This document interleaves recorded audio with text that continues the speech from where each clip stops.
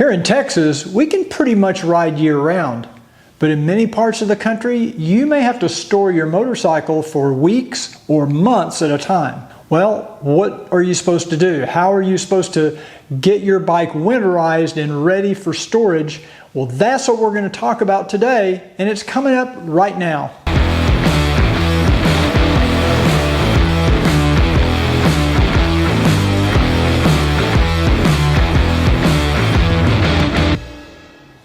Hey everybody, welcome back to Cruiseman's Garage YouTube channel, the channel for everything Honda Goldwing.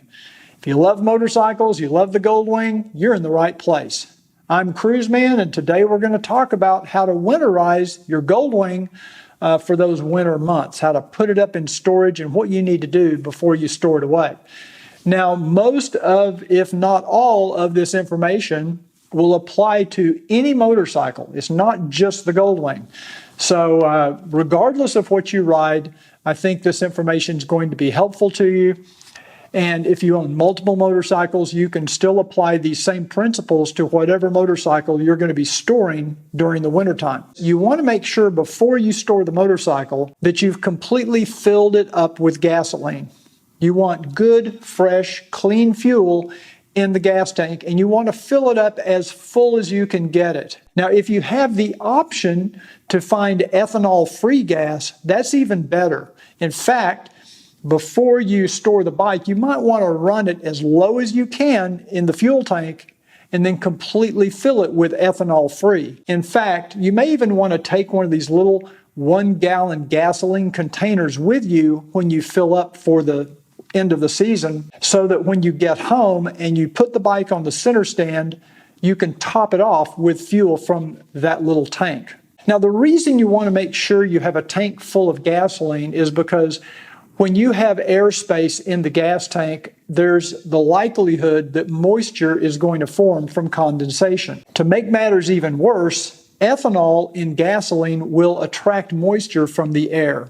So you're much more likely to get water in your fuel the more space you have in the gas tank. That's why I say it's pretty important to go ahead and top it off as much as you can. Get it as close as you can to the gas cap. That way you've got very little air in the gas tank and very little chance for moisture to accumulate. It's also important to use a fuel stabilizer. If you're going to store the bike for, I would say, more than a month, without turning the bike on, I would want to add some fuel stabilizer like Sta-Bil, like I've got here. And this also helps with ethanol in the gasoline. It helps treat that ethanol. But what's also important is you want to make sure once you get ready to store the bike that you turn the bike on and you start it and let it run with that treated gasoline in the system.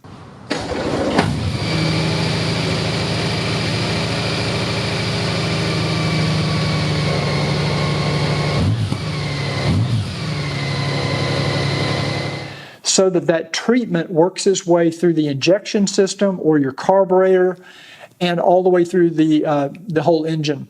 So you want to make sure you start and run the bike, I'd say for probably a couple of minutes, just to get that fuel running through the system. It's just a good idea. Now, your oil probably has contaminants in it as well. I think it's a good idea to change your oil, put fresh oil in the bike before you store it for the wintertime. So that means changing the oil and the filters. It's a good idea. If you have a 2018 Plus Honda Goldwing that has a DCT transmission, I would go ahead and change the DCT filter as well. So you just want to make sure that you've got good, fresh, clean fluids in that engine before you store it. And that also applies to your final drive gear oil. That's a very easy job to do. It doesn't take that long, but it's a good idea to drain out that final drive. Go ahead and put in fresh gear oil.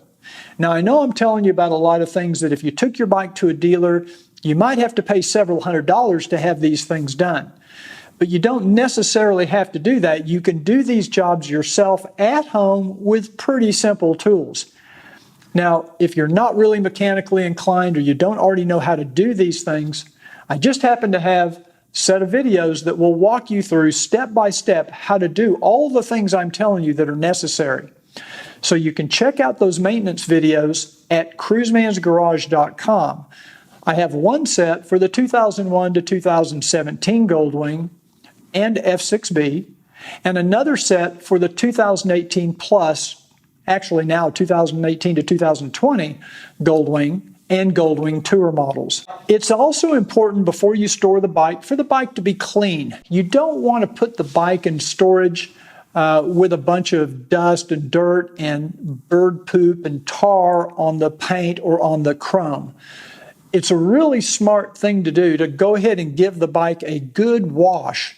I would even go so far as to say go ahead and wax the painted surfaces to protect, because the wax will protect the paint while it's being stored. Now, somebody asked me the other day, when you store the motorcycle, should it be on the center stand or the side stand?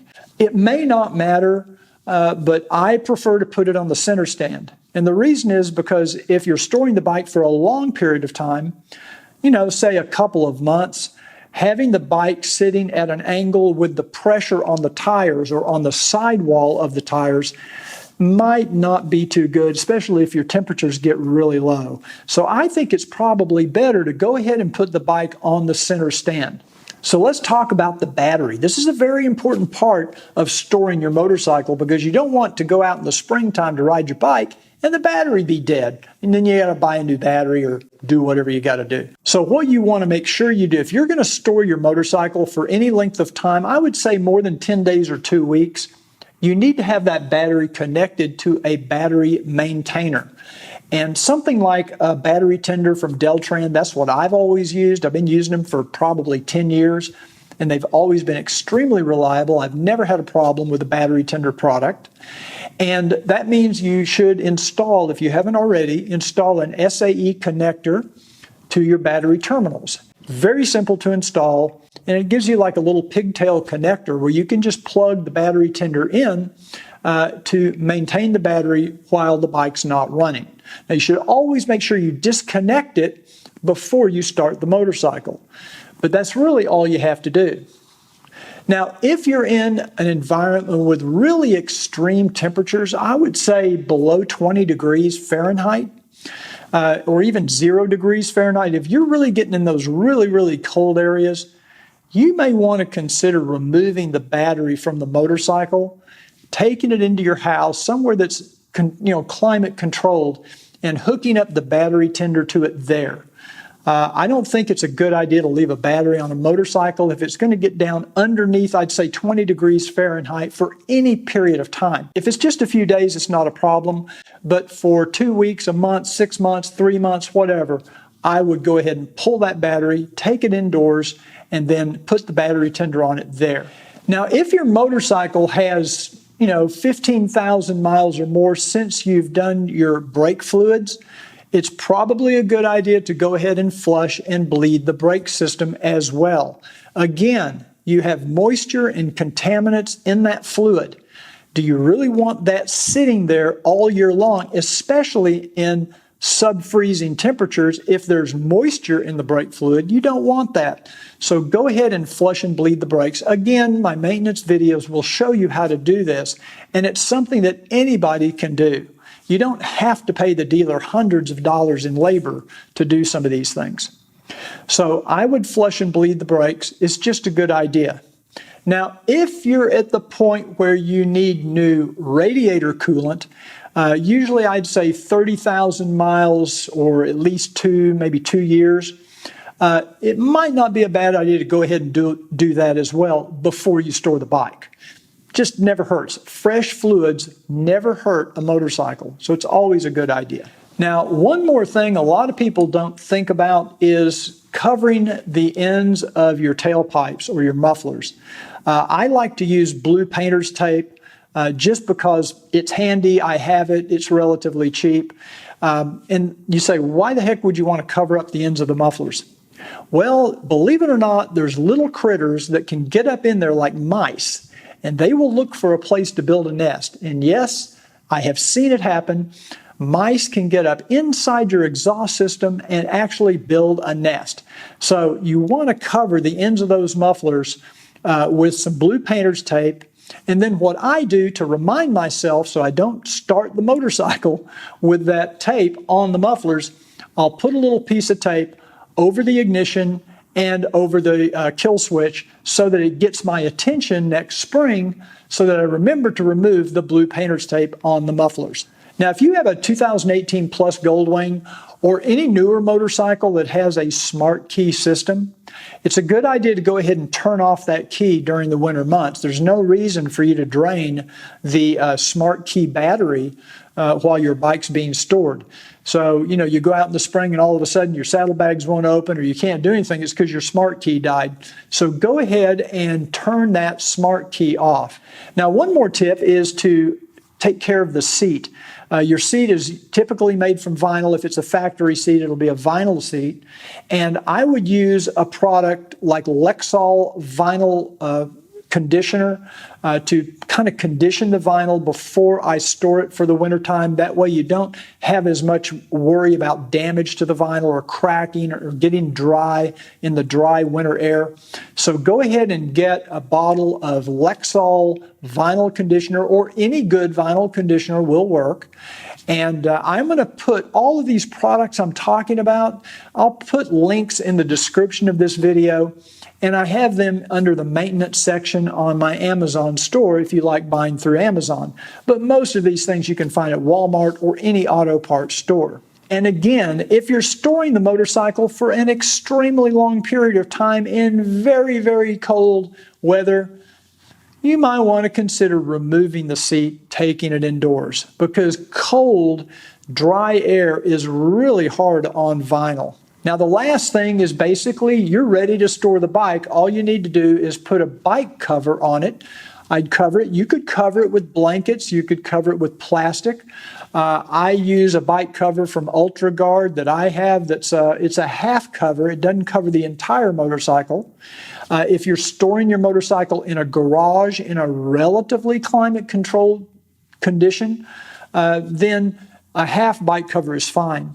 If you're storing it in a tool shed where there's no climate control, or even, God forbid, outdoors, you definitely want to make sure you have a full bike cover. And there's a couple of them from UltraGuard. They have the full and the half cover. They're excellent products. There's other good products out there as well. I'm not as big a fan of the bike cover from Honda, just because it's a little flimsy and it's not moisture proof at all. So hopefully, if you're riding a Goldwing or an expensive motorcycle, you're keeping your motorcycle in a garage or a shed or an enclosed area, because that's going to make a huge difference in keeping the bike in good condition. So that's pretty much it for getting your bike ready for winter storage. If you have any ideas on what you do when you store your bike for the winter, please put it in the comments and share it with the other people watching this video. Also, if you like this video, please give it a thumbs up. And don't forget to click on the subscribe button down below. But if you don't click on that little bell, you're probably not going to get notifications from YouTube when we come out with new videos, and we come out with a lot of new videos. So thanks again for joining us today on Cruiseman's Garage.